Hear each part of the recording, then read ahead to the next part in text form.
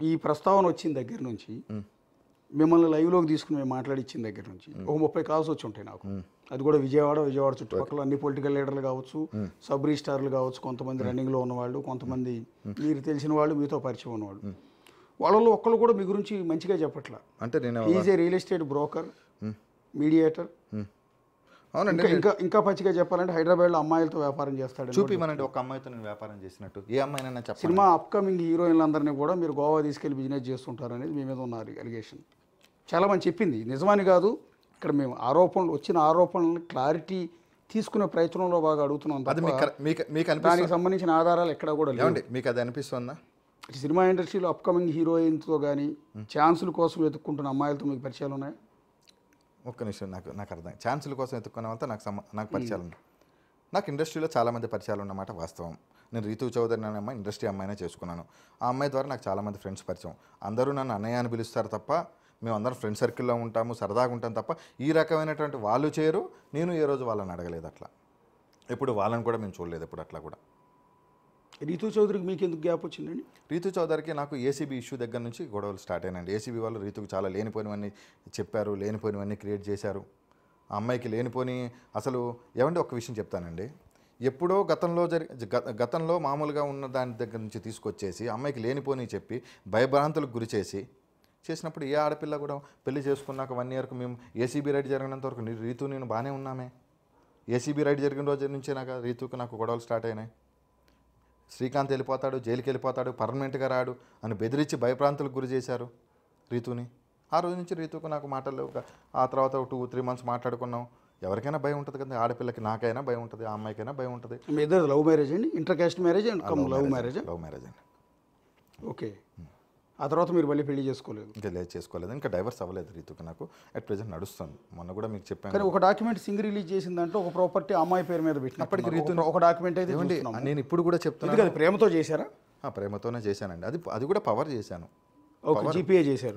నేను ఉండట్లేదు అప్పుడు. 15 రోజులు బయటకు వెళ్తున్నాను. అప్పుడు ఉన్న పరిస్థితుల్లో నేను చేశాను. ఛత్తీస్గఢ్ వెళ్తున్నాను. ఇప్పుడు ఈ ఎంటైర్ వ్యవహారంలో ఎక్కువగా మీకంటే కూడా ఎక్కువ బదనాం అయింది రీతు చౌదరి. ఆ పాప అమ్మాయికి లేనిపోని ఆపాది. ఈరోజు చెప్తున్నాను, మీరు మీడియా ముఖంగా ఫస్ట్ చేయాల్సింది ఏంటంటే రీతూ చౌదరికి దీనికి ఎలాంటి సంబంధం లేదు. రీతూ చౌదరికి దీనికి ఎలాంటి సంబంధం లేదు. రీతూ చౌదరికి అనే వ్యక్తికి వీళ్ళెవరు కూడా తెలియదు. మహా అంటే సింగో 1-2 టైమ్స్ ఆఫీసులోనే ఎక్కడో మామూలుగా అలా కలిసి ఉంటారు తప్ప రీతూకి, ఆఫీసర్లకి, రీతూకి అసలు ఈ వ్యవస్థ గురించే తెలియదు. ఈ టోటల్గా ఈ ప్రాపర్టీస్ కాస్ట్ ఎంత ఉంటుందండి? ఏసీబీ ఆల్రెడీ ఫ్రీజ్ చేసిందని చెప్తున్నారు కదా. ఏసీబీ అన్ని ఫ్రీజ్ ప్రాపర్టీస్ అంటే పూర్వం నుంచి ఉన్న ఆస్తులు, అంటే పూర్వజిత ఆస్తులు క్యాలిక్యులేషన్ చేయడం అనేది, మార్కెట్ వాల్యూ అనేది తెలియడం కష్టం. నేను కొనుక్కొని ఉంటే ఒక 50 లక్షలు, 60 లక్షలు, 30 లక్షలు, 40 లక్షలు చిన్నవి నా పేరు మీద ఉన్నాయని మీరు ఒకసారి చెక్ చేయండి. 20 లక్షలు, 7 లక్షలు, 8 లక్షల ప్రాపర్టీస్ కూడా ఉంటాయి. నేను కొనుక్కుంటాను, అమ్ముకుంటాను. ఏదైనా లిటిగేషన్ ప్రాపర్టీ ఉంటే చేపించుకుంటాను, మాట్లాడతాను. ఎవరో ఒకరితో ఉంటే చెప్పించుకుంటాను. ఓనర్ సైడ్ ఉంటే చేసుకుంటాము. అయితే పని అవుతుంది, లేకపోతే లేదు. మొత్తం రియల్ ఎస్టేట్లో సంపాదించింది, రియల్ ఎస్టేట్లో చేసుకున్నది, దీనిలో సంపాదించింది. దీంట్లో సంపాదించుకున్నానండి. ఓకే, ఇందాక మీరు అన్నారు దొంగలు ఉన్నారు, దొంగలు వదిలేస్తున్నారు. ఎవరు వదిలేశారు? ఏంటి చెప్పండి, మొహమాటం ఏం లేదు. ఏమన్నా నాకు భయం లేదండి. ఇక్కడికే వచ్చాను, డైరెక్ట్గా వచ్చాను. నాకు భయం లేదు. ఇప్పుడు టాపిక్ అనేది మీరు వేరే టాపిక్లోకి తీసుకెళ్లారు. ఆ టాపిక్ మాట్లాడుకుందాం. ఆ టాపిక్ రికార్డింగ్ ఉంది కాబట్టి ఆ టాపిక్ మాట్లాడడానికి నేను కూడా రెడీగానే ఉన్నాను. నాకు తెలియదని నేనేం చెప్పలేదే మీకు. నాకు తెలియదని నేను చెప్పాను. అతను అమ్మాయిలు పిచ్చోడని మాతో చాలాసార్లు చెప్పాడు అతను. అది ఆయన అడగండి పిలిపించినప్పుడు. ఆయన అంటే ఇక్కడ ఒక డీజీపీగా పనిచేసిన వ్యక్తి, అప్పట్లో ఏసీబీ డీజీగా పనిచేసిన వ్యక్తికి సంబంధించిన అల్లుడితో మీకున్న పరిచయాలు ఉన్నాయి.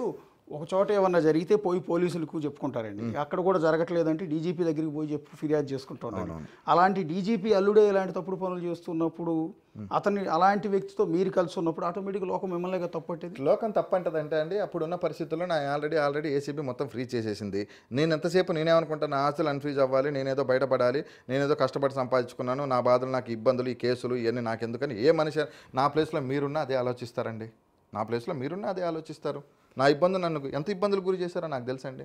ఓకే, ఇప్పటివరకు మీ ఆస్తులన్నీ ఏసీబీ సీజ్లో సీజ్ 2 ఉంటే 2 ఎప్పుడు మొన్న 50 లక్షలు ఇప్పుడు కావాలంటే 25 లక్షలు ఇప్పుడు అప్పు తీసుకున్నా మార్టిగేజ్. సో అల్టిమేట్గా మీరు ఏం చెప్పాలనుకుంటున్నారండి? బేసిక్గా మిమ్మల్ని ముంచింది ఎవరు, మిమ్మల్ని బలిపశువు చేస్తున్నది ఎవరు, మీ జీవితంతో ఆటలాడుకున్నది ఎవరు? ఇప్పుడు ఒక దశలో మీ మీద అలిగేషన్స్ చేస్తున్నప్పుడు మీరు ఒక కోణంలో నిందితుడు, రెండో కోణంలో బాధితుడు కూడా. 2 యాంగిల్స్ కనపడుతున్నాయి ఇక్కడ. నష్టపోయారు. నేను మాట్లాడిన దాని ప్రకారం నేను నిందితుని అనుకుంటున్నారా, మీరు బాధితుని అనుకుంటున్నారా? రెండూ కనిపిస్తున్నాయి. అంటే నేనేమంటానంటే ఇన్ని ఆస్తులు మీ పేరు మీద ఎందుకు ఉన్నాయి అనేది. ఏమీ లేకపోతే ఇప్పుడు నా పేరు అశోక్ కుమార్ అండి, పలానా బిగ్ టీవీ రిపోర్టర్ అశోక్ మీద లెటర్ రాయలేదు సింగ్. ఒక్క నిమిషం, మీరు నా ఆస్తుల గురించి మీకు చెప్తా ఇటువంటి దాన్ని క్లారిఫై చేద్దామని నేను ఇవాళ వచ్చాను. సార్ ఇప్పుడు మీరు పొద్దు నుంచి ఒకటి రాస్తున్నారు, ఏమని రాస్తున్నారు? పాన్ కార్డు లేకుండా రిజిస్ట్రేషన్ చేశారు. పాన్ కార్డు అనేది ఆధార్ కార్డుకి లింక్ ఉంది. ఈరోజు ఆధార్ కార్డు నెంబర్ ఉంటే పాన్ కార్డు ఎక్కర్లేదు. మన ఏదైనా ఇన్కమ్ ట్యాక్స్ సంబంధించిన ఏదైనా ఉంటే పాన్ కార్డుకు సంబంధించింది ఆధార్ కార్డు లింకే పాన్ కార్డు. నా ఆధార్కి పాన్ కార్డు ఆల్రెడీ ఫ్రీడ్ అయి ఉంది. నాకు ఆల్రెడీ మేము ఇన్కమ్ ట్యాక్స్ పే చేస్తున్నాను. లాస్ట్ 2 years నుంచి ఏసీబీ ఫ్రీ చేసింది కాబట్టి నేను ఇన్కమ్ ట్యాక్స్ ఫైల్ చేయలేదు లాస్ట్ 2 years. అంతకుముందు మేము దాదాపు 15 సంవత్సరాల నుంచి ఇన్కమ్ ట్యాక్స్ పే చేశాము. కావాలంటే మీరు ఐటీకి మీరు ఒక లెటర్ రాసి నాకు సంబంధించిన ఇన్కమ్ ట్యాక్స్ రిటర్న్స్, మా నాన్నగారి రిటర్న్స్ అన్నీ కూడా మీరు తెప్పించుకోండి. తెప్పించుకున్నాక ఒకవేళ నా తప్పు రైట్ అనేది మీరు డిసైడ్ చేయండి. ఓకే, పొద్దు నుంచి నేనేదో పాన్ కార్డు లేకుండా చేశాను. ఒకరు పార్టీషన్ డాక్యుమెంట్ అనేది జరుగుతుందంటే పార్టీషన్ అనేది ఒక 4 వ్యక్తుల మధ్య 3 వ్యక్తుల మధ్య డాక్యుమెంట్ జరుగుతుంది. ఆ తర్వాత రిజిస్ట్రేషన్ అనేది ఖచ్చితంగా వాళ్ళు అమ్మన్నప్పుడు కొన్నప్పుడు మనం జరుగుతుంది. ఇప్పుడు మీరు చెప్పింది ఇది ఏంటి? 65 లక్షల రూపాయలు చీమకుర్తి కామేశ్వరమ్మ అంటే మా బామ్మగారు మా నాన్నగారికి ఇచ్చిన పార్టీషన్. మా నాన్నగారు దగ్గర నుంచి ఇప్పుడు నేను దొంగతనం చేసేవాడిని దొరతనం చేసేంటే నా కుటుంబ సభ్యులను పెట్టుకోను కదండి. మీరు అన్నట్టు చెప్పండి. నేను నిజంగా తప్పుడు పని చేసేవాడిని అయితే, నేను తప్పుడు పని చేసేవాడిని నా కుటుంబ సభ్యులు పేరు పెట్టుకుంటానా ఎవరైనా పేరు పెట్టుకుంటానా? మీరు చెప్పండి. మీరు ఒకసారి ఆలోచించి, మీరే ఉన్నారు సార్, మీరైతే ఏం చేస్తారు? చీమకుర్తి కామేశ్వర్ అంటే మా నాన్నగారు వాళ్ళ అమ్మ, మా నాన్నగారు వాళ్ళ అమ్మ దగ్గర నుంచి మా నాన్నగారికి వచ్చింది, మా నాన్నగారి దగ్గర నుంచి నాకు వచ్చింది, నా దగ్గర నుంచి రీతుకి నేను పవర్ ఇచ్చా ఆ రోజు ఆ డాక్యుమెంట్. ఓకే, ఇగో ఈ డాక్యుమెంట్ ఒకటి. ఓకే, ఇది agreement of GPA. This is not a sale deed. Okay, ఇది agreement of sale deed. Only నేను అమ్ముకోవడానికి మాత్రమే పనిచేస్తే తప్ప దేనికి పనిచేయదు. ఇది 5.5% ట్యాక్స్ కట్టుకున్నాము. ఇది 50 లక్షల రూపాయలు సంబంధించిన ప్రాపర్టీ. ఇది మేము కొనుక్కున్నాం. ఇప్పటికీ అది ఇబ్బందిలోనే ఉంది. మీరు ఒకసారి మీరు చెక్ చేసుకోండి. ఓకే, ఈ కిషోర్ కుమార్ దగ్గర ఓకే, ఇది కిషోర్ కుమార్ అనే వ్యక్తికి సంబంధించిన ప్రాపర్టీ. ఇది మా నాన్నగారు కొనుక్కున్నారు. సింగ్ గారి బినామీ కిషోర్ కుమార్. ఓకే, సింగ్ గారి బినామీ కిషోర్ కుమార్. సింగ్ నాకు పరిచయస్తుడు కాబట్టి నాకు ఆ రోజు నాకు ఏదైనా అపార్ట్మెంట్ కావాలంటే దీనికి కాగితాలు లేవు, కాగితాలు పోయినాయి శ్రీకాంత్, నువ్వు రిజిస్ట్రేషన్ చేసుకుంటా అంటే సార్ నాకు రిజిస్ట్రేషన్ చేయండి, తక్కువ ఒక 10 లక్షల రూపాయలు తక్కువకి ఇస్తా అంటే నేను కొనుక్కుంటున్నానని చెప్పి మా నాన్నగారి బ్యాంక్ అకౌంట్ నుంచి కావాలంటే ఆర్టీజీఎస్ నెంబర్లు కూడా డాక్యుమెంట్లో మెన్షన్ చేసి ఉంటాయి, ఒకసారి చెక్ చేయండి. ధనలక్ష్మి బ్యాంకులో కూడా లోన్ ఉంది, ఆ లోన్ కూడా ఫ్రీ చేశారు. ఈ డాక్యుమెంట్. ఓకే, ఇది 7,50,000 తాడిపల్లి సుబ్బారావు నుంచి గాజుల పుష్పకు సంబంధించింది. 7,50,000 రూపాయల డాక్యుమెంట్. ఇది నాకు సంబంధించిందే కాదు, ఇది ఆల్రెడీ అమ్మేసుకున్నారు కూడా. ఓకే, ఇది కూడా సేమ్. ఓకే, ఇంకొకటి ఇప్పుడు 2,50,00,000 రూపాయలు అనేది మార్టిగేజ్ వాల్యూ. దాదాపు 14 మంది ఇక్కడ ఉన్నాం మేము. 14 మంది కలిసి 2,50,00,000కి మేము మార్టిగేజ్ చేసుకున్నాం. ఇది 14 మంది కలిసి చేసుకుంది. ఈ 10 కోట్ల రూపాయల ప్రాపర్టీ నాది కాదు. ఇది మార్టిగేజ్ డబ్బులు ఇచ్చాం మేము. 2 కోట్ల రూపాయల డబ్బులు మాత్రమే ఇచ్చాం 14 మంది కలిపి. ఆ 14 మంది ఇచ్చిన డబ్బులు ఇది ఆల్రెడీ ఏసీబీ వాళ్ళ దగ్గర నేను డేటా రాసి ఇచ్చేసాను ఆ రోజు. ఇవన్నీ కూడా గత ప్రభుత్వంలోనే ఏసీబీ వాళ్ళు తీసేసుకున్న డేటానే మీరు ముందు పెట్టి ఇది నాది ఈ రోజు ఏదో సంపాదించుకున్నట్టు చూపిస్తున్నారు. ఇవన్నీ కూడా గతంలో జరిగిపోయినవే, గతంలో ఉన్నవి ఇవన్నీ కూడా ఏసీబీ వాళ్ళ దగ్గర. ఇదే ఒకటి మీకు చెప్పాల్సింది ఏంటంటే, సబ్ రిజిస్టార్గా తలబడిపోయిన కొమ్ములు తిరిగిన వ్యక్తి సింగ్ అనే వ్యక్తి. సో సింగ్ అనే వ్యక్తి ఇక్కడ పవిత్రుడు అని ఎవరో కూడా చెప్పట్లేదు. సింగ్ మీద అనేక అలిగేషన్స్ ఉన్నాయి. సింగ్ మీద బెజవాడ మొత్తం అతను చేసే కార్యాలు. ఇంకొకటి నేనేమంటానంటే, అలాంటి తలబడిపోయి తల ఊడిపోయింది, బొచ్చు కూడా ఊడిపోయింది నెత్తి మీద. అలాంటి వ్యక్తి కొన్ని డాక్యుమెంట్స్ని ఉద్దేశపూర్వకంగా జైలుకి వెళ్ళే ముందు రిలీజ్ చేసి మీ అందరి పేర్లు రాశాడు అంటే అర్థం మీరు చెప్పినంత ఈజీగా, మీరు చెప్పినంత సులువుగా సింగ్ కాదు. మీరేం చెప్తున్నారంటే, నాది అసలు నేను ఇంత తప్పు కూడా చేయలేదు, నేను శ్రీరామచంద్రుడు లాంటి వాడిని అన్నట్టుగా చెప్తున్నారు. కానీ అంత తలబండిపోయిన సింగ్ మీ మీద ఆరోపణ చేశాడంటే అంత అమాయకత్వంతో చేస్తాడా? ఇన్ని డాక్యుమెంట్లు రిలీజ్ చేశాడు అంటే సార్ అవన్నీ సింగ్ దగ్గర చేసినవి కాదు సార్. ఇవి మీరు కోచింగ్ చేస్తారు అన్న విషయం అతనికి తెలియదా?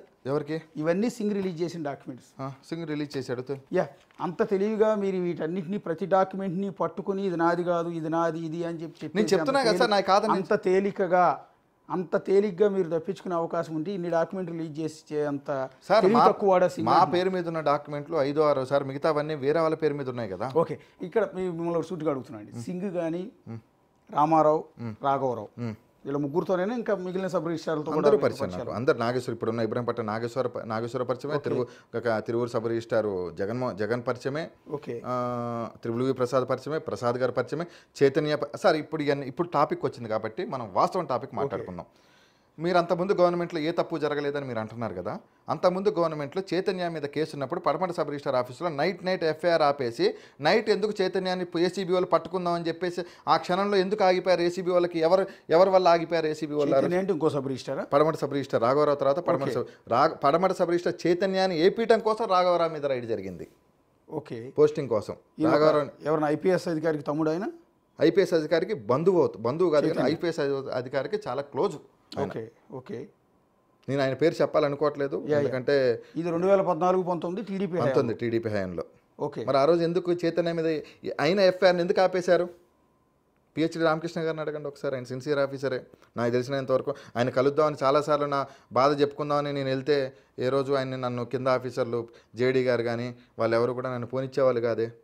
ఇప్పుడు మీ ఉద్దేశంలో మీకు తెలిసిన సమాచారం ప్రకారం సింగ్ కానీ రామారావు కానీ రాఘవరావు కానీ వీళ్ళందరికీ సుమారుగా ఎంత ఆస్తులు ఉంటాయండి? సింగు రామారావు బిజినెస్ పార్ట్నర్స్ అండి, వాళ్ళకి అక్కడే చెడింది వాళ్ళిద్దరికి. ఓకే, ఎంత ఉంటాయండి అక్రమంగా సంపాదించిన సొమ్ములు?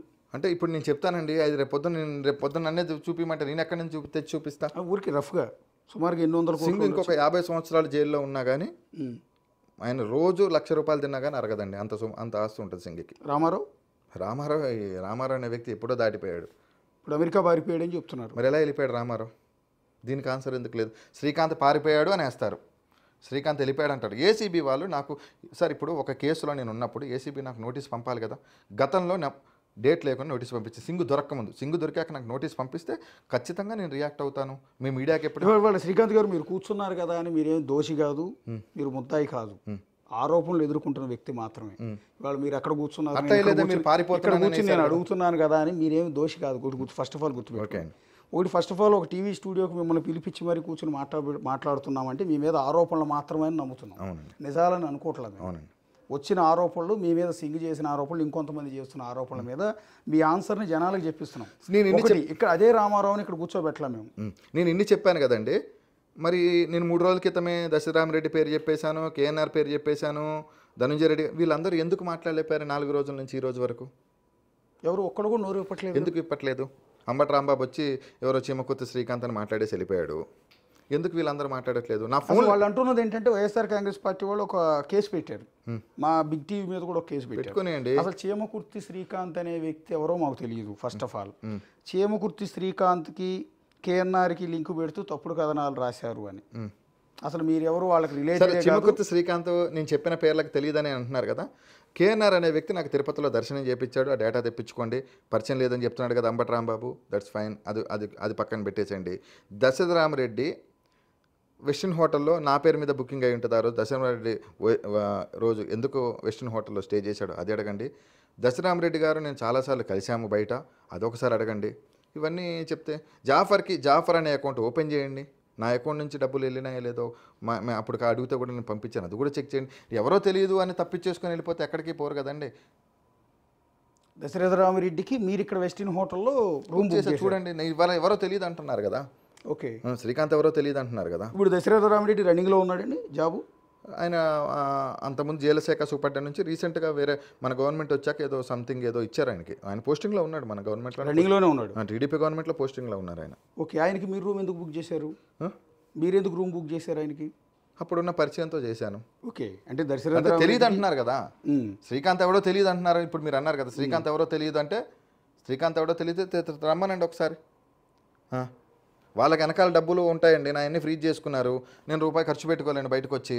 నేను ఈరోజు నిజంగా ఏసీబీ నిజంగా నన్ను తప్పుడు కేసులో పెట్టి అరెస్ట్ చేసినా నేను బెయిల్ వేసుకోలేని పరిస్థితిలో కూడా ఉన్నాను, నేను ఈఎంఐలు కట్టుకోలేని పరిస్థితిలో ఉన్నాను. మీరు చూడండి ఇవన్నీ కూడా. నేను ఎందుకంటే మీరు వాస్తవాలు అనేది తెలుసుకోవాలి. ఎందుకంటే నా దగ్గర ఏదో 100 కోట్లు 1000 కోట్లు ఉన్నాయంటున్నారు కదా. ఒకసారి చూడండి, ఒకసారి ఇది ఎప్పటి నుంచి మెసేజ్, ఈ కేసు ఎప్పుడైందో చూడండి, ఓపెన్ చేయండి మీరు ఒకసారి. Okay, please clear over due amount. Okay sir, phone చేయండి ఒకసారి, బ్యాంకుకి ఫోన్ చేయండి. ఈఎంఐ. ఓకే, బ్యాంకుకి ఫోన్ చేయండి, ధనలక్ష్మి బ్యాంక్ ఈఎంఐ కాల్ చేయండి ఒకసారి మీరు. ఓకే, డిసెంబర్ 17 నుంచి మెసేజ్లు వస్తున్నాయి ఈఎంఐ కట్టమని.